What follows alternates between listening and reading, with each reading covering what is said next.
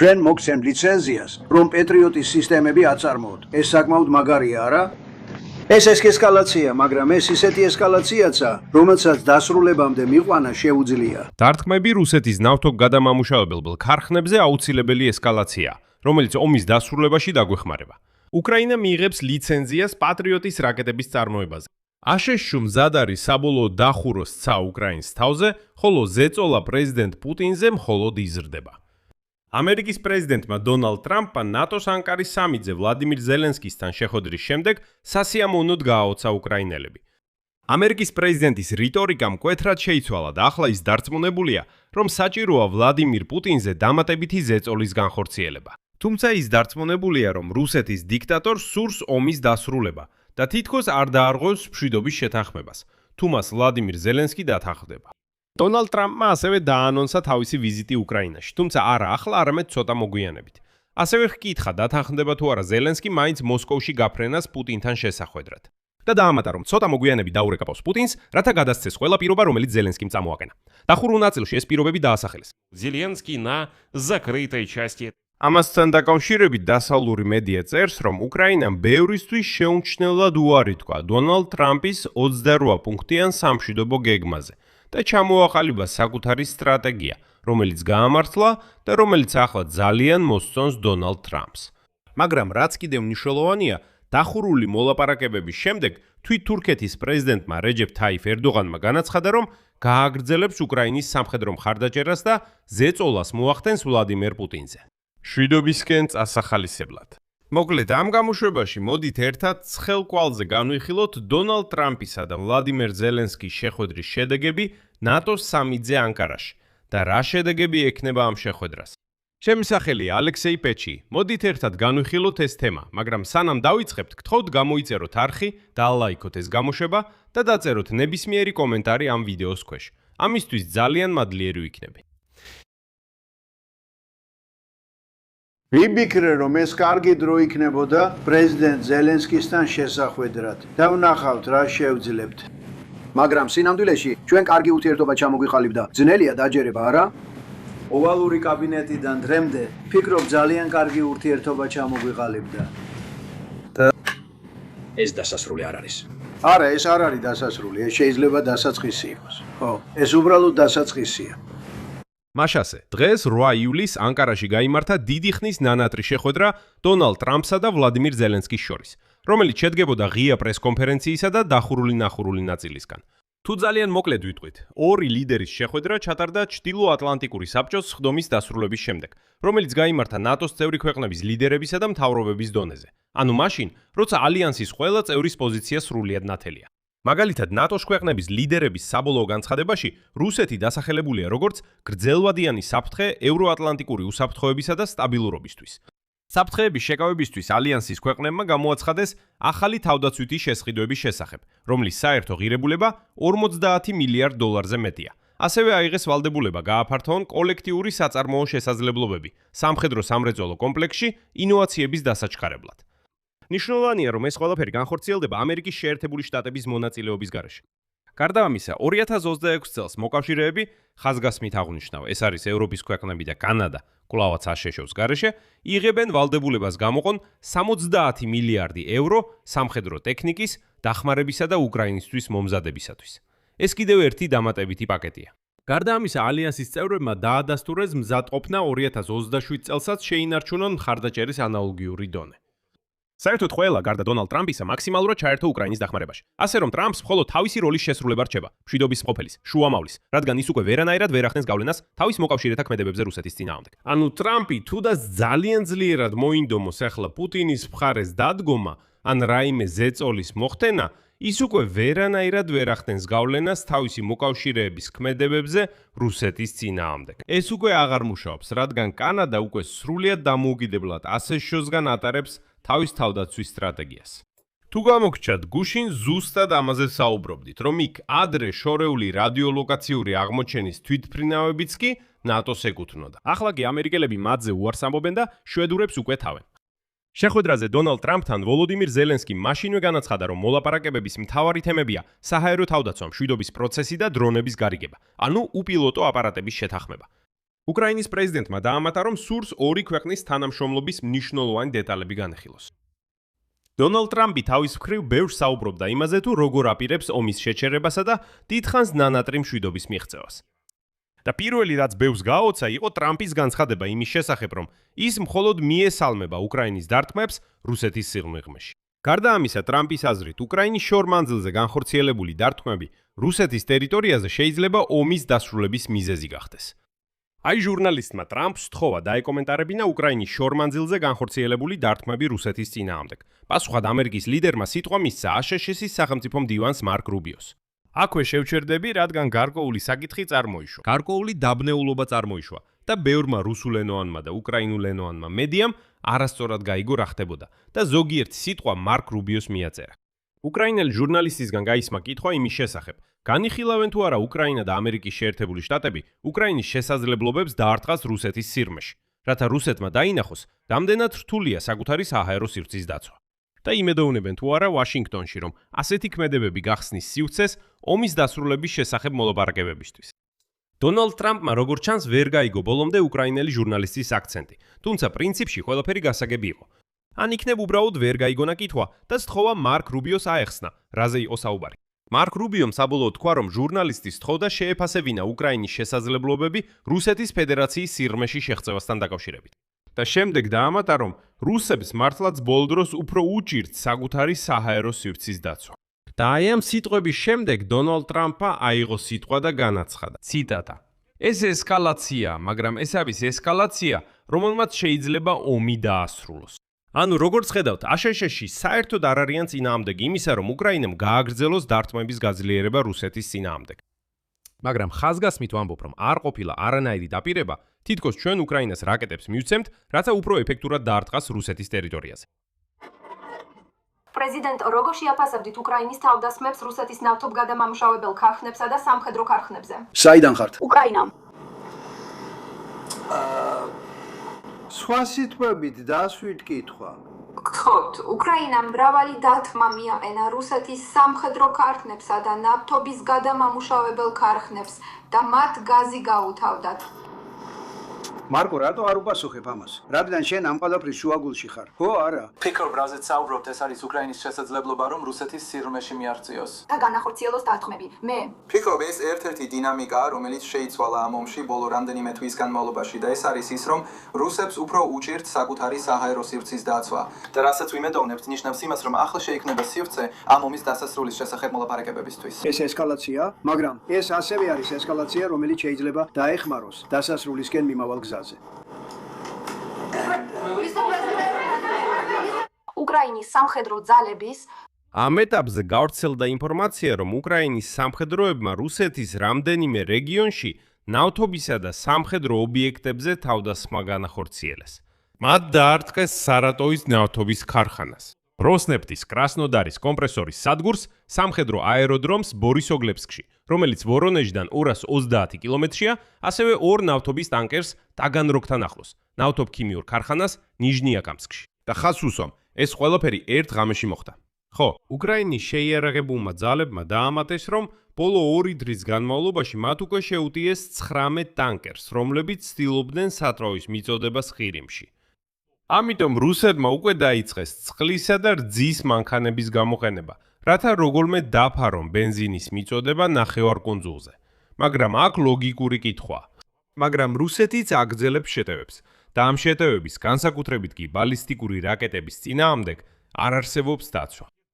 პატრიოტის რაკეტების ნაკლებობის გამო უკრაინის სამხედრო ძალებს აიძულებენ შეცვალონ საჰაერო თავდასხმების შეკავების ტაქტიკა. ექსპერტები უკვე ამბობენ, რომ Patriot ავტომატურიდან ხელით მართვაზეა გადაყვანილი. ეს ნიშნავს, რომ Patriot-ი ავტომატურად 3 ზნის გამოვლენისა და 2 რაკეტის გაშვების ნაცვლად ასე მუშაობს Patriot-ი. ასე მუშაობენ Patriot-ები. ხელით მართვის რეჟიმში, როდესაც სამხედროებები თავად ეძებენ სამიზნეებს და უშვებენ არა 2, არამედ მხოლოდ 1 რაკეტას, რათა რაკეტები დაზოგონ. თავდასხმის მოგერიების ეფექტურობის შემცირების მთავარი მიზეზი არის რაკეტების მწვავე დეფიციტი. პატრიოტებისთვის. ხო, აქაც ტრამპმა ასევე განაახლა თავისი ომი ირანთან. დააშკარაა, რომ ესენი იქ და ახლა. პატრიოტის საჰაერო თავდაცვის კომპლექსის ოპერატორი თავად სკვეთს, რომელი სამიზნეები და რა რიგით დაარტყას. შესაბამისად, უკრაინის სამხედრო ძალებს უწევთ საჰაერო ობიექტების ღირებულების შეფასება, რათა დეფიციტური და ძვირად ღირებული რაკეტები არ დახარჯონ იაფ რუსულ დრონებზე და დაარტყან მხოლოდ ღირებულ და საშიშ სამიზნეებს. ხო, აქ არის გარღვევა ამ საკითხში. ეს ის სიახლეა, რომელსაც პირადად ყველაზე მეტად ველოდი და ვფიქრობდი იქნებოდა თუ არა. შემდეგ მე დაუყოვნებლივ მოვიყვან დონალდ ტრამპის ციტატას. შემდეგ კი განვიხილავთ ამას. ვფიქრობ, ყველაფერს თავად გაიგებთ. ჩიტმა ჩამჩურჩულა, რომ დღეს ზელენსკისთან ერთად განვიხილავთ, რომ უკრაინას მივცემთ პატრიოტის წარმოების საშუალებას. ვაჩვენებთ, როგორ უნდა გააკეთონ ეს. სინამდვილეში ეს ძალიან რთული პროცესია, მაგრამ თქვენ სწრაფად გაიგებთ ამ სირთულეს და ჩვენ უბრალოდ ამაზე ვსაუბრობთ. და კომპანია, რომელიც მათ აწარმოებს და ახლა 4 ქარხანას აშენებს, ამას 2-3 თვეში შეძლებს. თუ პატრიოტს შეუკვეთავთ, ახლა დიდხანს მოგიწევთ ლოდინი. იგივეა ტომაჰავკებთანაც. ჩვენ გვაქვს ბევრი კონკრეტული აღჭურვილობა, მაგრამ მას ელიტურს უწოდებენ. ერთ-ერთი საკითხი, რაზეც ვისაუბრებთ, არის ის, რომ უკრაინას მივცემთ ლიცენზიას ამ ტექნიკის წარმოებაზე. ეს მაგარია, არა? ამიტომ ვერ იჩივლებ, რომ საკმარისად არ გეხმარებით. ვეთყვით, გააკეთეთ თქვენ თვითონ. ეს პატარა ჩიტმა არ მითხრა იმაზე, რომ მათ პატრიოტების წარმოების უფლებას მივცემთ.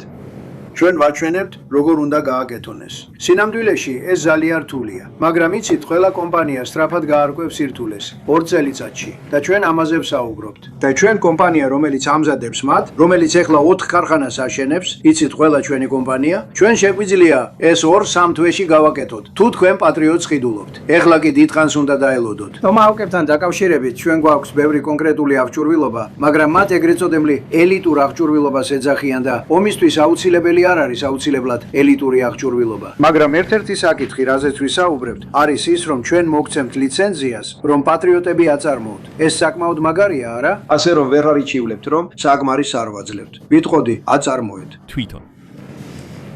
ეს ნამდვილად გარღვევაა დღევანდელი დრისთვის. უშუალო მხას მთელ მსოფლიოში. მხოლოდ 2 ქვეყანაა, რომლებმაც მიიღეს ასეთი ლიცენზიები პატრიოტის რაკეტების წარმოებისთვის. აშშ-ს გარეთ. ეს არის იაპონია და გერმანია. ანუ, ასე ვთქვათ, მთელ მსოფლიოში. მხოლოდ აშშ, გერმანია და იაპონია აწარმოებენ ამ რაკეტებს PAK-3. მაგრამ გერმანიაში, ხაზგასმით ვამბობ, მხოლოდ დაიწყეს საწარმოო სიმძლავრეების მომზადება. მაგრამ უკრაინას აშშ ფირდება, რომ სწრაფად დაეხმარება PAK-3 რაკეტების წარმოების ჩამოყალიბებაში, რომლებიც სწორედ ბალისტიკური რაკეტებისგან იცავენ. რუსები. და მნიშვნელოვანია აღვნიშნოთ, რომ სწორედ უკრაინული დელეგაცია იმყოფებოდა J7-3-ზე ივნისის დასაწყისში. გარდა ამისა, ტრამპმა გააკეთა განცხადება, რომელმაც ძალიან გააკვირვა ყველა. დონალდ ტრამპმა აღიარა, რომ შეუძლია გამოაცხადოს ზონა უკრაინის ცაზე. ჟურნალისტის კითხვაზე პასუხისას ზელენსკისთან ერთობლივ პრესკონფერენციაზე ტრამპმა ასე განაცხადა, რომ შეუძლია მიიღოს გადაწყვეტილება უკრაინის თავზე ფრენის აკრძალული ზონის შექმნის შესახებ, თუ ეს მიზანშეტონილი იქნება და დაეხმარება კონფლიქტის დასრულებას. აქ საკმაოდ გაურკვეველი მომენტია და ვფიქრობ, ცოტა მოგვიანებით უფრო მეტ განმარტებას მივიღებთ. იმიტომ რომ ტრამპმა შემდეგ გამოთქვა იმედი, რომ ამის გაკეთება საჭირო არ იქნება და მშვიდობის შეთანხმება ამის გარეშეც გაფორმდება. ტრამპმა ასევე დაამატა, რომ ომის დასრულების შემდეგ უკრაინა მიიღებს ყველა საჭირო უსაფრთხოების გარანტიას ამერიკის შეერთებული შტატებისგან, იმ შემთხვევაში თუ კვლავ მოხდება თავდასხმა. რას ნიშნავს ეს? აი, ერთი მხრივ ეს შეიძლება ნიშნავდეს, რომ უსაფრთხოების გარანტიების ფარგლებში ამერიკის შეერთებული შტატები სრულად აიღებს საკუთარ თავზე უკრაინის ცის დაცვას რუსეთის მომავალი თავდასხმებისგან. ანუ არა ახლა, არამედ მხოლოდ ომის დასრულების შემდეგ და უსაფრთხოების გარანტიების ფარგლებში. მაგრამ მეორე მხრივ მიაქციეთ ყურადღება დონალდ ტრამპის რიტორიკას, რომელიც ამბობს, რომ თუ ეს დაეხმარება კონფლიქტის დასრულებას, ის მზად არის გამოაცხადოს უფრენო ზონა. ანუ საუბარია უკრაინის ცის დახურვაზე. ეს ისაა, რასაც უკრაინა ითხოვდა სრულმასშტაბიანი ომის დაწყების პირველივე დღიდან. და აქ ჯერ ბოლომდე გაუგებარია, რაზეა ის რეალურად მზად წავიდეს. მაგრამ ისევ და ისევ თავად ეს რიტორიკა უკვე მომწონს. ანუ მინიმუმ კატეგორიული უარი არ არის. ტრამპმა და ზელენსკიმ მშვიდობის ინიციატივებიც განიხილეს. და ტრამპის თქმით, ომის დასრულების თაობაზე სამშვიდობო შეთანხმებაზე მუშაობა გრძელდება, მაგრამ პროცესი მარტივი არ არის. აშშ-ის პრეზიდენტმა უკრაინაში ომი პარკში ორ კაცს შორის ჩხუბ შეადარა, ციტატა: ზოგჯერ შეიძლება საჭიროა რომ მათ იჩხუბონ. მაგრამ ტრამპმა აქ ერთი მნიშვნელოვანი მომენტი გამოტოვა, რომელსაც დღეს დასავლური მედია იხსენებს. თანაც ტრამპის საყვარელი გაზეთი New York Post-ი დღეს სრულიად დაუფარავად წერს. ზელენსკი მაშეში სამშვიდობო გეგმა უარყოდა ტრამპს ახალი მიდგომა შესთავაზა რუსეთისთან ომის დასრულებისათვის. აქ წინასწარ გეტყვით, რომ ფაქტობრივად, როცა ტრამპმა თქვა, რომ ეს არის ჩხუბი ორი ადამიანის პარკში, უბრალოდ უნდა მისცემათ ჩხუბის საშუალება, მან ცოტა ვერ გაიგო, რომ კი, მან მისცა ჩხუბის შესაძლებლობა, მაგრამ საბოლოოდ უკრაინამ თამაშის წესები რადიკალურად შეცვალა.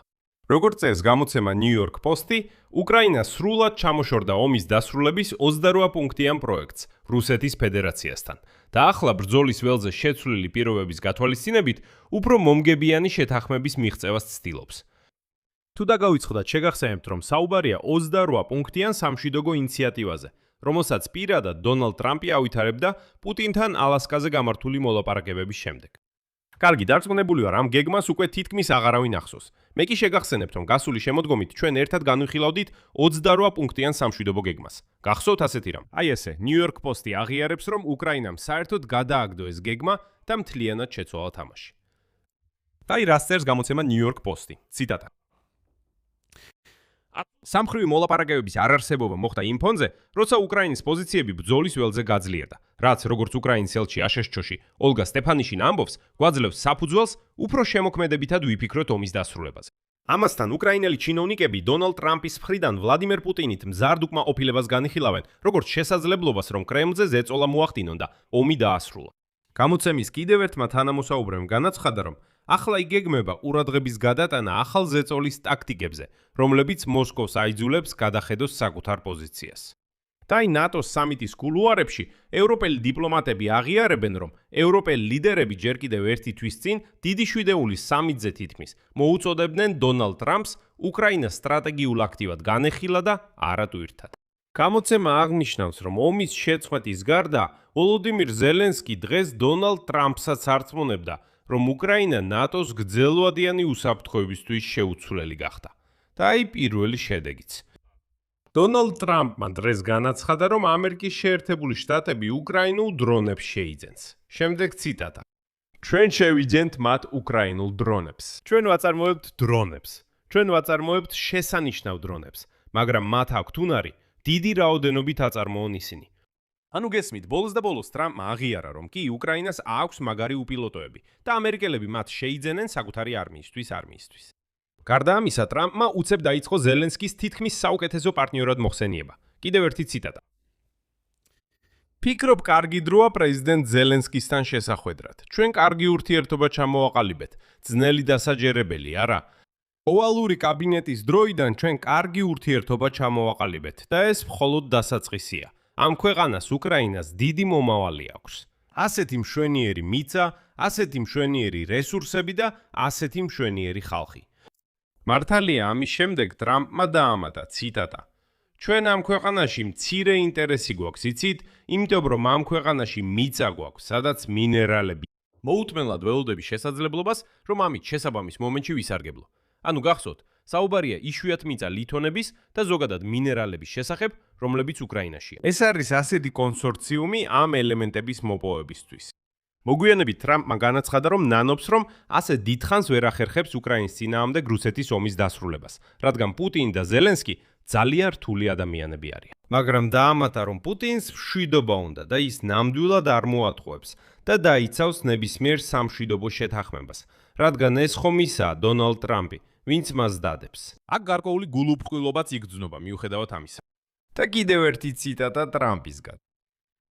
ვლადიმირ პუტინს სურს უკრაინის კონფლიქტი მოგვარებული იხილოს. ჩვენ მოგვიგვარებია ბევრი ომი და ჩემი აზრით ეს ომი შეიძლება ყველაზე მარტივი ყოფილიყო, მაგრამ პუტინი რთული პიროვნებაა და ეს ბიჭიც, ანუ ზელენსკი, ასევე რთული პიროვნებაა. ეს არ არის ყველაზე მარტივი, არც ყველაზე ადვილი საქმე. ამას დიდი ერთგულება სჭირდება. ჩვენ უკვე ძალიან ძლიერ ზეწოლას ვახდენთ პრეზიდენტ პუტინზე. არ ვფიქრობ, რომ მას მოსწონს ის, რაც ხდება. და არ მინდა ზელენსკი გავანაცხენო, მაგრამ ყველაფერი, რაც პრეზიდენტ პუტინთან გავაკეთე, ნორმალური იყო, ეს კარგი იყო. არ ვფიქრობ, რომ რამე დაირღვეო. თუმცა დღეს ბლუმბერგი თავის შეფასებას აძლევს და იქ მიაჩნიათ, რომ ტრამპი ნატოს სამიტზე ირანზე გაამახვილა ყურადღება და თითქმის არ მიუქცევია ყურადღება უკრაინას.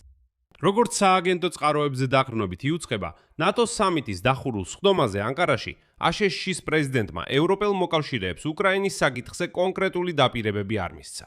ტრამპმა ასევე გააკვეთიკა ევროპის მიგრაციული პოლიტიკა. შეუტია ესპანეთს, წამოჭრა სასაკითხი, რომელსაც მან კონტინენტზე უკონტროლო მიგრაციის პრობლემად მოიხსენია. კვლავ მოითხოვა გრენლანდიის გადაცემა და ასე შემდეგ. ევროპელი ჩინოვნიკები შეხვედრამდე იმედოვნებდნენ, რომ შეძლებდნენ ამერიკელი პრეზიდენტის ყურადღების გადატანას უკრაინაში ომზე. თუმცა ბლუმბერგის ინფორმაციით მიიღეს მხოლოდ ზოგადი განცხადება მხარდაჭერის შესახებ. ტრამპმა მოკავშირეებს აცნობა, რომ აშშ-ში მზად არის გააგრძელოს იარარის გაყიდვა ევროპულ ქვეყნებზე, რომლებიც შემდეგ შეძლებენ მის გადაცემას უკრაინისთვის. მაგრამ როგორც დონალდ ტრამპის გამოსვლა მაჩვენა, ის საბოლოოდ მზად არის აღარ შეუშალოს ხელი უკრაინასა და ევროპას თავიანთი მიზნების მიღწევაში. დიახ, ამჟამად ამერიკის შეერთებული შტატები უკრაინას პირდაპირ სამხედრო დახმარებას არ უწევს, მაგრამ აშშ-ში მზად არის მაგალითად უკრაინას გადასცეს პატრიოტის რაკეტების წარმოების ლიცენზია, რაც რამდენიმე წლის წინ წარმოუდგენელი იყო. აშშ-ში დამატებითი სანქციებით რუსეთს ზეწოლას არ ახდენს, მაგრამ არც ევროპას უშლის ხელს, რომ ეს გააკეთოს. აშშ-შուն დაიკავა შუამავლის პოზიცია, რომელიც მზად არის მოგცეს ინსტრუმენტები და როგორც იტყვიან გვერდზე გადგეს. სინამდვილეში ეს ჩვენთვის ხელსაყრელია. თუ დონალდ ტრამპი ასე გააგრძელებს, უკრაინა მას კიდევ არაერთხელ დაუმტკიცებს, რომ მისი მშვიდობის გეგმები არ მუშაობს. მოდით ბოლოს უბრალოდ დავაფიქსიროთ. თუ უკრაინა გასული წლის შემოდგომაზე დათანხმდებოდა დონალდ ტრამპის 28 პუნქტიან მშვიდობის გეგმას, ჩვენ უკვე დიდი ხნის წინ დავკაპიტულირებდით. მაგრამ უკრაინა არ დათანხმდა. ამ გეგმას უკვე თითქმის აღარავინ იხსენებს, ხოლო დონალდ ტრამპი აღიარებს, რომ უკრაინას ახალი ბერკეტები გაუჩნდა და ხაზგასმით ვამბობ, ეს ყველაფერი აშშ-ის დახმარების გარეშე მოხდა. მაგრამ კიდევ ერთხელ, როგორც იტყვიან, ტრამპის დამსახურებების ჩამოწერა ამ სამიტზეც არღივს, რადგან არსებობს გარკვეული ირიბი ნიშნები იმისა, რომ ის მაინც ახდენს გავლენას პროცესებზე. მაგალითად, თურქეთის პრეზიდენტმა რეჯეფ თაიფ ერდოღანმა დღეს განაცხადა, რომ ის აპირებს გამოიყენოს თურქეთის არხები რუსეთის მშვიდობისკენ წასახალისებლად. და რაც უფრო მნიშვნელოვანია, რეჯეფ თაიფ ერდოღანმა განაცხადა, რომ ანკარა გააგრძელებს თავის წვლილს საერთაშორისო ინიციატივა ფურალის ფარგლებში უკრაინის შეიარაღების დაფინანსებაში. და შემდეგ მოგიყვან ძალიან მნიშვნელოვან ციტატას რეჯეფ თაიფ ერდოღანისგან. ჩვენ ვიზიარებთ ბატონ ტრამპის მშვიდობისელ ხედვას უკრაინის ომთან დაკავშირებით. ვაცხადებ ჩემს მხარდაჭერას უკრაინის პრიორიტეტული საჭიროებების სიების შედგენის ინიციატივას. გარდა სამხედრო მხარდაჭერისა, რომელსაც უკრაინას ჩვენი ეროვნული მარაგები და უწევთ, ჩვენ გავაგრძელებთ წვლილს ფურალის ფარგლებში. უკრაინის მხარდაჭერის პარალელურად ჩვენ ასევე ვიყენებთ ჩვენს საკომუნიკაციო არხებს, რათა რუსეთი მშვიდობისკენ წავახალისოთ. მინდა მადლიერება გამოვხატო იმ მტკიცე პოზიციისთვის, რომელიც ჩემმა მეგობარმა ბატონმა ტრამპმა აჩვენა.